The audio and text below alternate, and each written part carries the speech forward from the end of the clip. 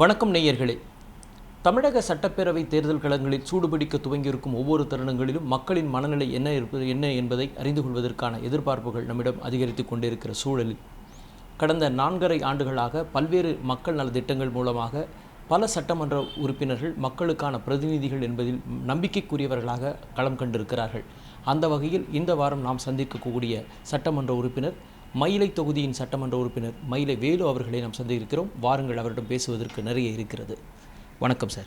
இந்த தொகுதியை பொறுத்த மட்டில் மயிலாப்பூர் தொகுதியில் நீங்கள் என்னென்ன பிரதானமான வாக்குறுதிகளை தேர்தலின் போது மக்கள் மத்தியில் வைத்தீங்க, அந்த வாக்குறுதிகளை எந்த அளவில் நீங்கள் செய்து முடித்திருக்கிறீங்க அப்படின்ற மாதிரியான முதல் பார்வையோடு நம்ம போகலாம் சார். சட்டமன்ற தேர்தலுக்கு முன் நான் மக்களை நேராக சந்தித்து வாக்குகளை கேட்கும் பொழுது நான் சில உறுதிமொழிகளை கொடுத்தேன், வாக்குறுதிகளை கொடுத்தேன். நிச்சயமாக நான் நிறைவேற்றுறேன்னு சொல்லி கொடுத்தேன்.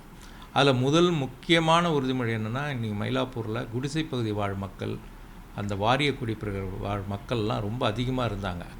அவர்களுக்கு வீடு கட்டி தரணுன்ற ஒரு எண்ணத்தின் அடிப்படையில் நான் வாக்குறுதி கொடுத்தேன். அப்படி கொடுக்கும்பொழுது கிட்டத்தட்ட என்னுடைய இலக்கு 10 ஆண்டுகளிலே 10,000 வீடு இந்த மயிலாப்பூர் தொகுதியில் நான் அமைத்து தருவேன் என்ற ஒரு உறுதியோடு தான் மக்களிடம் வாக்குறுதி வச்சேன். அதன் அடிப்படையில் கிட்டத்தட்ட 5,000 வீடுகள், குடியிருப்புகள் கட்டி முடிக்கின்ற சூழ்நிலையை இந்த நிலைக்கு இந்த 4.5 வருஷத்தில் கொண்டு வந்திருக்கோம். இதில் சில திட்டங்கள் எதனால் தொய்வடைஞ்சதுன்னு சொன்னால், நம்ம ஆட்சி பொறுப்பேற்ற பிறகு, தமிழக முதல்வர் ஆட்சி பொறுப்பேற்ற பிறகு கிட்டத்தட்ட ஒரு கொரோனா காலம்னு ஒரு 6 மாதம் போயிடுச்சு. அப்புறம் ஒவ்வொரு வருடமும் மழை, புயல், வெள்ளம்னு சொல்லிட்டு ஒரு 2 மாதம், இப்படி பார்த்திங்கன்னா ஒரு 4 வருடங்கள் கிட்டத்தட்ட ஆகப்போகிறது ஆட்சி பொறுப்பேற்று.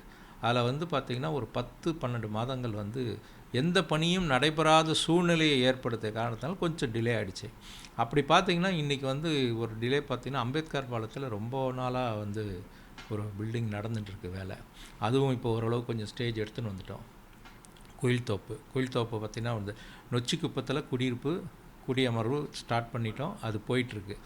அதே போல் பட்டினம்பாக்கம், சீனிவாசபுரம், 8 கட்டிடம், ராஜீவ்காந்தி நகர், முள்ளிமா நகர், டுமிக்குப்பம், இப்போ டுமிக்குப்பம் இருக்கிற மக்களுக்கும் இப்போ வீடுகள் கொடுக்க ஆரம்பிச்சிட்டோம். மற்ற பகுதியில் இருக்கிற மக்களுக்கு வீடுகள் கட்டித்தர வேண்டிய சூழ்நிலை ஏற்படுத்தியாச்சு. அதுக்கு வேண்டிய பணிகள் நடைபெற்று கொண்டு. எதற்காக இதை ஒரே நேரத்தில் பண்ண முடியாத சூழ்நிலைனா, ஒவ்வொருத்தரும் ஒரு வீடுகளை காலி பண்ணும்போது அவர்களுக்கு மயிலாப்பூரில் எல்லாம் வாழ்வாதாரம் இருக்குது. அப்படி வாழ்வாதாரம் இருக்கும்போது அவங்க அந்த வீடுகளை தேடி ஒரு வாடகை வீடு தேடும்போது இப்போதைக்கு வாடகை வீடு கிடைக்கிறதுக்கு வாய்ப்பில்லை. ஏன்னா எல்லாருமே வெளியில் இருக்காங்க. இவங்களாம் இப்போ பார்த்திங்கன்னா நாட்டாந்தோட்டம் சொல்கிறோம், அங்கே பக்கம் அந்த மக்களும் வெளியில் இருக்காங்க. ஆண்டிமாந்தோட்டம் வெளியில் இருக்கிறாங்க, பருவா நகர், வன்னியபுரம், இதெல்லாம் ஒர்க் நடந்துட்டுருக்கு. ஸோ இந்த சூழ்நிலையில் நம்ம உடனே பண்ணால் மக்களுக்கும் ஒரு பிரச்சனைகளாக இருக்குன்றதுனால கருதி ஒவ்வொரு ப்ராஜெக்டாக நாங்கள் முடிச்சுட்டுருக்கோம். இப்போ பொறுத்த மட்டும் மயிலாப்பூரில் பார்த்திங்கன்னா நான் ஒரு 6-7 ப்ராஜெக்ட் கிட்ட நடந்துட்டுருக்கு. 75% பணிகள் முடிஞ்சிருச்சு. இன்னும் ஒரு பெரிய முக்கிய காரணம்னா, இங்கே இருக்க அடுக்குமாடி குடியிருப்பை சுற்றி நிறைய வீடுகள் இருக்குது. அந்த வீடுகள் எப்படின்னா பல ஆண்டுகளாக 40-50 வருஷமாக அந்த குடியிருப்பு கட்டுறதுக்கப்புறம் அதை சுற்றி இருக்கிறவங்களுக்கு எல்லாருக்கும் ஒரு பயம் இருந்துச்சு. நான் வாக்கு கேட்கும்போது எங்களெல்லாம் நீங்கள் வெளியில் அனுப்பிச்சிடுவீங்களா அப்படின்ற ஒரு பயம் இருந்துச்சு.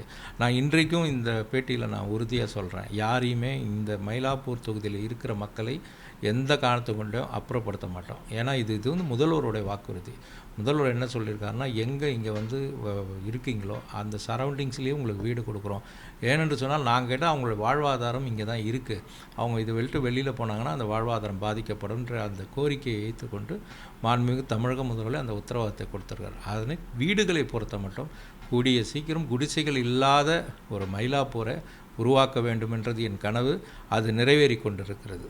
இப்போ பொதுவாக உங்கள் தொகுதியை பொறுத்த மட்டும் நீங்கள் ஒரு 75% பணிகளை நிறைவேற்றிருக்கீங்க, மக்கள் மத்தியில் ஒரு நல்ல வரவேற்பு பெற்றிருக்கீங்க அப்படின்ற நிலை இருக்குது. இப்போ பொதுவாக அந்த உங்கள் தொகுதிக்கு உட்பட்ட தொகுதியில் மீனவர்கள் அதிகமாக வாழக்கூடிய பகுதி இருக்குது. அந்த பகுதியில் மீனவர்களுடைய வாழ்வாதார நிலை இருக்குது. சாலையோரத்தில் ஆக்கிரமிப்பு செய்து நீண்ட காலமாக இருந்தாங்க, ஒரு காலங்களில் கடை வைத்திருந்தாங்க. அந்த இடத்துல மீண்டும் அவர்களுக்கான ஒரு பெரிய அளவில் ஒரு அங்காடி ஒன்று தொடங்கி அதற்கான அவர்களோட வாழ்வாதாரத்துக்கு ஒரு விஷயத்தை செய்திருக்கீங்க. அதில் பெரிய கடுமையான சில விமர்சனங்கள்லாம் ஆரம்பத்தில் பேசப்பட்டுச்சு. ஆனால் அதை நீங்கள் அருமையாக கையாண்டீங்க. அந்த விதத்தையும் அந்த அனுபவத்தையும் சொல்லலாம் சார். மீனவர்களை பொறுத்த மட்டும் நான் வந்த புதுசுலேயே நான் இங்கேயே இப்போ மயிலாப்பூர்லேயே பிறந்து வளர்ந்த காரணத்தினால நான் மீனவர்களுடைய கஷ்டங்களை நான் உணர்ந்தவன். நான் அந்த பகுதி போகும்போது அந்த ரோட்டில் உட்காந்துட்டு அந்த வெயிலில் வந்து அந்த தாய்மார்கள் எப்படி இருக்குன்னா மேலே ஒரு துண்டை போட்டுட்டு சரியான கடுமையான வெயில் இருக்கும், அதில் போய் வியாபாரம் பண்ண. அப்போத்துலேருந்தே எங்களுக்கு ஒரு ஆதங்கம் என்னென்னா, இவர்களுக்கு ஏன் ஒரு நல்ல ஒரு கட்டி கொடுக்கக்கூடாதுன்ற ஒரு சூழ்நிலை இருந்துச்சு. அதை நான் எடுத்து கடந்த அந்த 10 ஆண்டுகள் கடந்த ஆட்சியில் வந்து அந்த ப்ராப்ளம் வந்து பெரிய இஷ்யூ ஆயிடுச்சு. இஷ்யூ ஆன பிறகு கடந்த ஆட்சியில் வந்து கோர்ட்டே வந்து வாலண்டரியாக வந்து இது அப்ரூவ் படுத்த வேண்டும் போது நாங்கள் அதை கட்டித்தரோன்ட்டு முடிவோட கோர்ட்டில் அது பெண்டிங் இருந்துச்சு. அப்புறம் நாங்கள் வந்த பிறகு சரி இதுதான் ஒரு டைம், இவங்களுக்கு ஏதாவது ஒரு கட்டிடம் நம்ம வந்து கட்டி கொடுக்கணுன்றத நம்மளுடைய தலைவரே வந்து இன்வால்வ் ஆகி இது அதாவது இந்த மெரினான்றது ஒரு ஃபெமிலியர் நேமு, நொச்சிக்குப்போன்றது ஒரு பெரிய அந்த இடத்துல ஒரு உலகத்தரம் வாய்ந்த ஒரு மீன் மார்க்கெட் நம்ம கட்டித்தர வேண்டும் என்ற முயற்சி எடுத்து அந்த மீன் மார்க்கெட்டை கட்டி தந்திருக்காரு. எப்பவுமே வந்து எப்படின்னா காலங்காலமாக ஒரு சில பேர் வந்து அங்கே வந்து பண்ணியிருக்காங்க. அதை வந்து உடனே மாற்றும் பொழுது அவங்களுக்கு வந்து சில இடைஞ்சல் இருக்கும். அது வந்து சரியாக காலப்போக்கில் அந்த பழக்கமாகணும். அது அவர்களுக்கு வந்து புரிய வைக்கிறதுக்கு கொஞ்சம் டைம் இருந்தாலும் நான் மக்களிடத்தில் எடுத்து பேசி அதை வந்து மாற்றியிருக்கிறேன். அது ஒரு பெரிய எனக்கு தெரிஞ்சு எல்லா மக்களுமே அதை வரவேற்கக்கூடிய இதுவாக தான் மெரினா மீன் மார்க்கெட் இருக்குது. அதே போல் ரேஷன் கடை எடுத்திங்கன்னா ஒரு மக்கள் ஒவ்வொரு மக்களும் இப்போ ஒரு ராதாகிருஷ்ணாபுரம்னு ஒன்று இருக்குது, பக்ஸ் சாலைன்னு. அந்த சாலை மக்கள் பார்த்திங்கன்னா ஒரு குடும்பம் ஒரு 1300 1400 குடும்பம் ஒரு பஞ்ச் இருக்குது. அவர்கள் வந்து ஒரு ரேஷன் கடைக்கு போகணும் அப்படின்னா அவர்கள் வாங்குகிற பொருள் 100 ரூபான்னா ஆட்டோக்கு 150 ரூபா கொடுக்கணும். ஸோ இந்த சூழ்நிலை மாற்றி அந்த இடத்துலையே ரேஷன் கடை கட்டி கொடுத்துருவோம். இது மாதிரி மயிலாப்பூரில் பார்த்திங்கன்னா ரோட்டரி நகர் உங்களுக்கு தெரிஞ்சிருக்கும், எப்படிப்பட்ட ஏரியான்னு தெரியும். அந்த மக்களுக்கும் வசதியாக அங்கே ஒரு ரேஷன் கடை கட்டி கொடுத்துருக்கோம். இதுபோல் ரேஷன் கடைகள் நிறைய பண்ணி கொடுத்துருக்கோம், ஒரு 4-5 ரேஷன் கடை. அதே போல் ராப்சம்பேட்டையில் இப்போ ஒரு வேலை நடக்குது, அந்த மக்கள் கோரிக்கை வச்சாங்க, அதுவும் செய்து கொண்டு இருக்கிறோம். மெயினாக ரேஷன் கடை. அதே போல் அங்கன்வாடி மையங்கள், குழந்தைகள் அந்த பால்வாடி ஸ்கூல்ன்றது எப்படின்னா ஒரு ஸ்லம் இருக்குன்னா அந்த ஸ்லம்முக்கு பக்கத்துலேயே இருந்தால் தான் அந்த குழந்தைகள் வரத்துக்கு வசதியாக இருக்கும். அதில் ரொம்ப ஃபோக்கஸ்டாக இருந்து ஒரு 6-7 அங்கன்வாடி மையங்களை திறந்து வச்சுருக்கோம். அதே போல் விளையாட்டு கிரவுண்டை பார்த்திங்கன்னா எல்லாமே மேம்படுத்தப்பட்டிருக்கு. இப்போ என்னோடய நிதியில இருந்து கிட்டத்தட்ட ஒரு 1.25 கோடி ரூபாய் செலவு, கார்ப்பரேஷன் ஒரு 50 லட்ச ரூபா செலவு பண்ணி கிட்டத்தட்ட 1.5 கோடி ரூபாய்க்கு மேலே அங்கே ஒரு லூப் ரோடில் ஒரு ஃபுட்பால் கிரவுண்டு அது ரெடி ஆகிட்டுருக்கு. இந்த மாதம் நம்முடைய துணை முதலமைச்சர் வந்து அதை திறந்து வைக்கிறார். அதே போல் நாகேஸ்வர பார்க் மக்களின் கோரிக்கை ஏற்று என்னுடைய நிதியிலிருந்து கிட்டத்தட்ட ஒரு 1 கோடியே 10 லட்சம் அது மாதிரி வருது. அதில் பார்த்திங்கன்னா ஒரு பெண்களுக்கான உடற்பயிற்சி கூடம், ஆண்களுக்கான உயர்ச்சி நல்ல உலகத்தரம் வாய்ந்த ஒரு நல்ல ஒரு இது கட்டியிருக்கோம். கூடிய விரைவில் அந்த பார்க் ஒரு 12-13 கோடி ரூபாய் செலவு செய்து ஒரு நல்ல ஒரு பூங்காவாக எல்லா மக்களும் பயன்படுத்தும் வகையில் அந்த ஒரு பூங்கா வேலையை நாங்கள் ரெடி பண்ணியிருக்கோம். அதே போல் பக்கத்தில் அந்த சமூக நலக்கூடம், ஏழைகள் பயன்படுத்த அங்கேயும் ஒரு புதிய சமூக நலக்கூடம் வரப்போகுது. அதற்கு பக்கத்தில் ஒரு அரங்கம் கடந்த ஆட்சியில் கட்டி நின்று போனதை அதை முயற்சி எடுத்து இன்றைக்கு அதையும் தொடங்க இருக்கிறோம். இதே போல் இந்த அலுவலகம் பக்கத்தில் ஒரு சமூக நலக்கூடம் இருந்தது. அதை ஒரு தரம் வாய்ந்த, அதாவது ஏழைகளும் ஒரு நல்ல ஒரு சத்திரத்தை குறைந்த விலையில் பயன்படுத்தும்படி அதையும் நான் ரெடி பண்ணி வச்சுருக்கோம். அது வந்து எம்பியோட நிதியிலிருந்து கிட்டத்தட்ட ஒரு 6 கோடி ரூபாய் செலவு பண்ணியிருக்காங்க. இது வேலை நடந்து கொண்டு இருக்கிறது.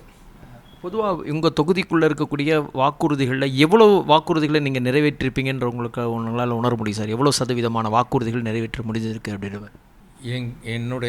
நான் கொடுத்த ஒரு லிஸ்ட்டே எனக்கு வந்து பேம்ப்ளெட் ஒன்று கொடுத்தாங்க. நான் அதை ஷோ பண்ணிக்கலாம். அது எப்படின்னா நான் வந்து ஒன்று வீடுகள் சொன்னேன், இன்னொன்று ஆன்மீக சுற்றுலா மையம்னு ஒன்று சொன்னேன். அது வந்து ரொம்ப பரபரப்பாக பேசப்படும். அதற்கான முயற்சி எடுத்து கிரீன்வே சாலையில் நம்மளுடைய தாசில்தார் ஆஃபீஸ் இருக்கு இல்லையா, அந்த கிரீன்வே சாலை பக்கத்தில் ஒரு இடத்தை வந்து உருவாக்கி நம்ம அறநிலைத்துறை அமைச்சர் அவர்கிட்ட சொல்லி ஒரு பில்டிங் கட்டும்போது அந்த கட்டிடத்தில் ஆன்மீக சுற்றுலா மையம் ஒன்று வருது. அது வர்ற நேரத்தில் அந்த பில்டிங் பூமி பூஜையெல்லாம் போட்டாச்சு. பட் அது ஒரு கேஸ்னால் அது வந்து இப்போது தடங்களில் நிற்கிது.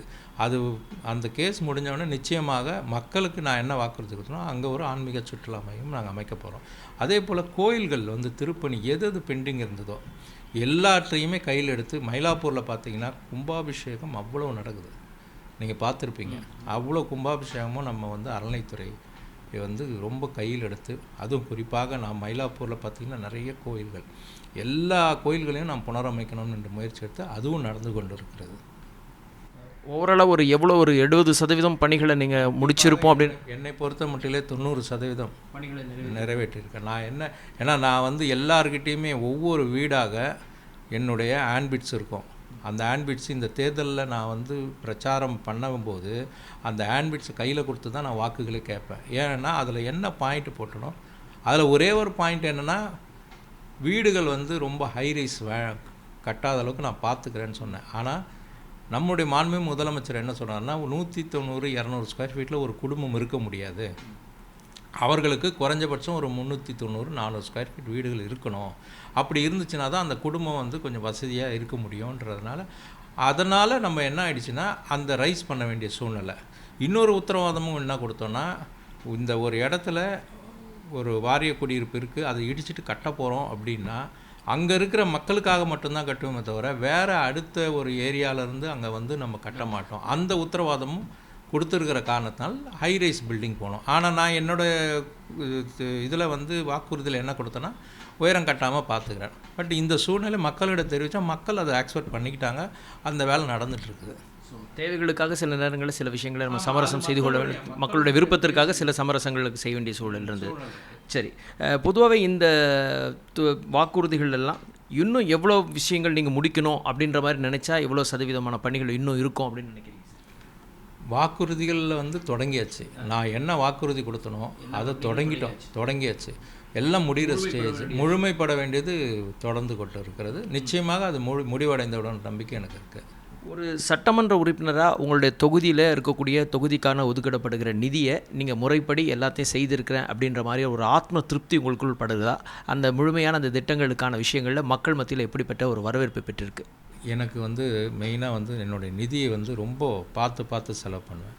அதாவது நம்ம செய்கின்ற அந்த பணி வந்து மக்களிடம் வந்து பயனுள்ளதாக இருக்கணும்.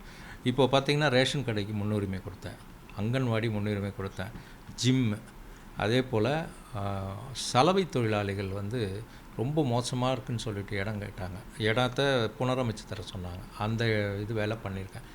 முடிந்த அளவு மக்களுக்கு என்ன மாதிரி தேவைகள் இருக்கோ அதையும் ஃபோக்கஸ் பண்ணி தான் என்னுடைய நிதியை நான் திருப்தியாக, என்னுடைய நிதி என் பேரை சொல்லும்பா அப்படின்ற அளவுக்கு நான் செலவு பண்ணி வச்சிருக்கேன்.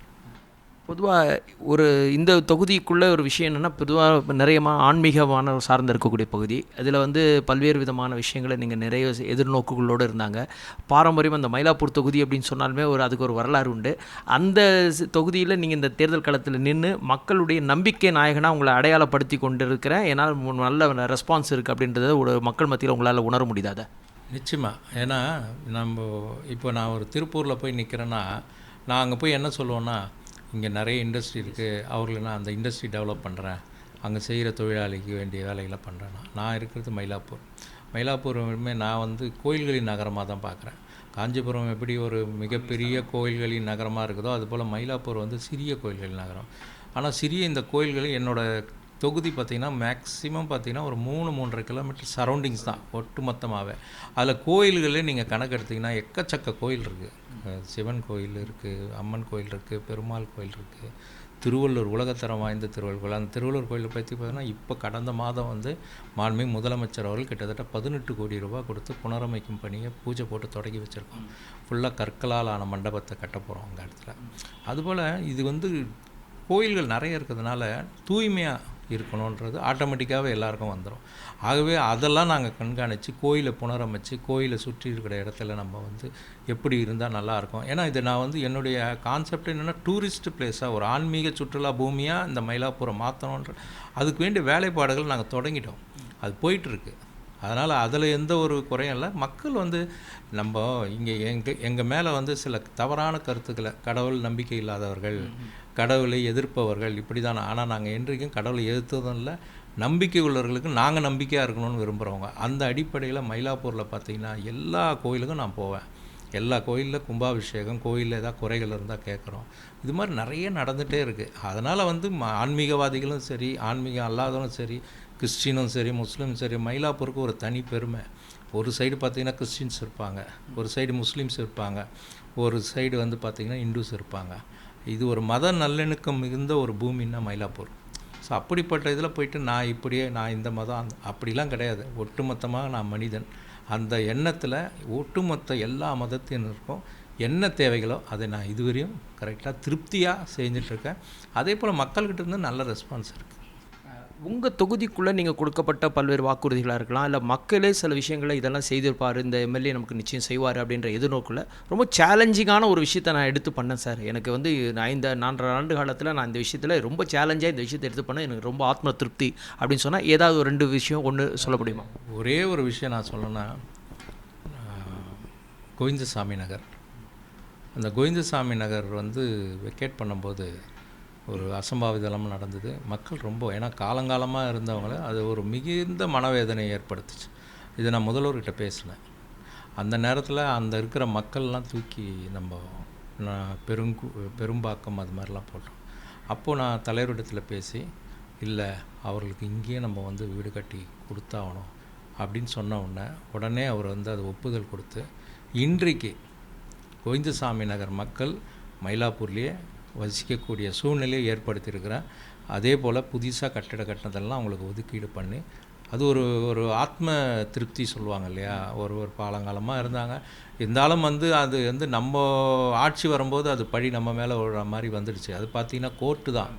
இருந்தாலும் மக்களுக்கு வந்து அதுக்கெல்லாம் தெரியாது. பட் அவங்களுக்கு என்ன நல்லது செய்ய முடியுமோ அந்த கோவிந்தசாமி நகரை பண்ணி வச்சுருக்கேன். அதே போல் மீன் மார்க்கெட்டுன்றது ஒரு ஆத்ம திருப்தி. ரோட்டில் வந்து உட்காந்து அதை பண்ணுவாங்க, அது ஒன்று பண்ணியிருக்கோம். மிச்சம் வந்து இனிமேல் வந்து வீடுகளை கட்டி, யாருக்கு வீடு இல்லையோ அவங்களுக்கு வீடு கட்டி விடணும்னு இன்னும் எனக்கு இருக்குது. அது நிச்சயமாக நிறைவேற்றுவேன், அந்த நம்பிக்கை இருக்குது. இந்த மீதமுள்ள சில மாத காலங்களுக்குள்ள இன்னும் இதெல்லாம் வேகமாக பண்ணி முடிக்கணும் அப்படின்ற ஒரு இலக்கு நிர்ணயித்திருக்கிற விஷயங்கள் ஏதாவது இருக்குமா சார்? இதில் எனக்கு வந்து மேஜராக வந்து வீடு கட்டி தருன்ற ஒரு இதுதான் என்னோட டெய்லியே என்னோடய யோசனை. இது எப்போ முடியும், இந்த மக்கள் எப்போ போவாங்க, அந்த ஒரு எண்ணங்கள் தான் எனக்கு மனசில் ஓடிடும். மற்றபடி வந்து பேசிக்கான பிரச்சனைகள் எதுவாக இருந்தாலும், நான் இன்றைக்கி இங்கே உட்காந்துருக்கேன், காலையில் வந்துடுவேன், 10 o'clock வந்தேன்னா 3 மணிக்கு போவேன். மக்களை நேரடியாக சந்தித்து அவங்க எப்போ வேணால் வரலாம், எப்போ வேணால் என்னை பார்க்கலாம். அந்த ஒரு டைமே கிடையாது, நான் இந்த டைம் தான் சந்திப்பேன், அந்த டைம் தான் சந்திப்பேன், அப்படி கிடையாது. எப்போ வந்தாலும் என்னை சந்திக்கிறாங்க. எல்லா அசோசியேஷனும் எங்கிட்ட நேரடியாக அணுகுமுறையில் இருக்கிறாங்க.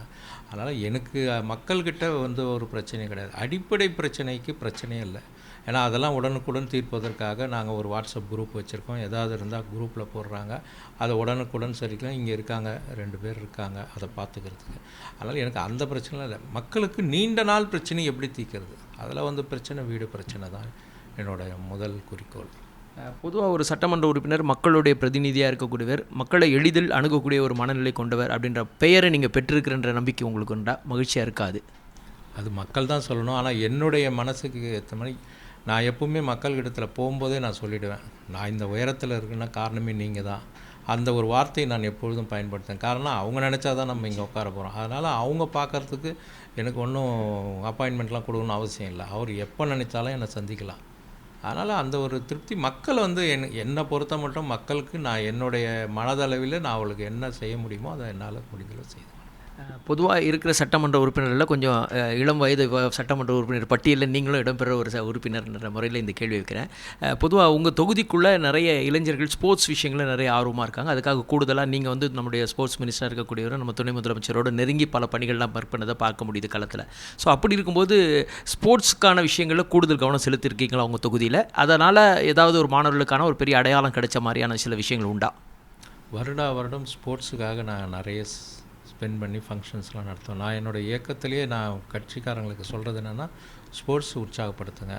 அதே போல் எல்லா பள்ளிகளிலும் வருஷம் கலைத்திறன் போட்டி வைக்கிறோம். கிட்டத்தட்ட குறைஞ்சபட்சம் 1200 பசங்க கலந்துப்பாங்க. கிட்டத்தட்ட மயிலாப்பூரில் இருக்கிற அரசாங்கம், அரசு சார்ந்த பள்ளிகள், அரசு உதவி பெறும் பள்ளிகள் பார்த்திங்கன்னா 32 பள்ளிகளுக்கு மேலே இதிலேருந்து கலந்துப்பாங்க. வருஷம் நடக்குது இது. அதில் வந்து அவர்களை ஊக்குவிக்கணும், இளைஞர்களை எப்படிலாம் ஊக்குவிக்கணும், அதுக்கு வந்து நம்ம வேலைகள் நான் முயற்சி எடுத்துகிட்ருக்கேன். அதே போல் போட்டிகள், இந்த விளையாட்டு போட்டிகளில் ஃபுட்பால் நடத்துகிறோம், கிரிக்கெட் நடத்துகிறோம், நிறைய நடந்துகிட்டே தான் இருக்குது. அதெல்லாம் ஒன்றும் அதில் இளைஞர்களை நாங்கள் எப்படி ஊக்குவிக்கணும், ஏன்னா உங்களுக்கு பார்ட்டிலே தெரியும் இளைஞர்களுக்குன்னு ஒரு தனி விங்கு, அதுக்கு ஒரு செயலாளர் இருக்குது. அதனால் இளைஞர் இப்போ விளையாட்டு அணியும் ஒன்று ஆட் ஆகிடுச்சு.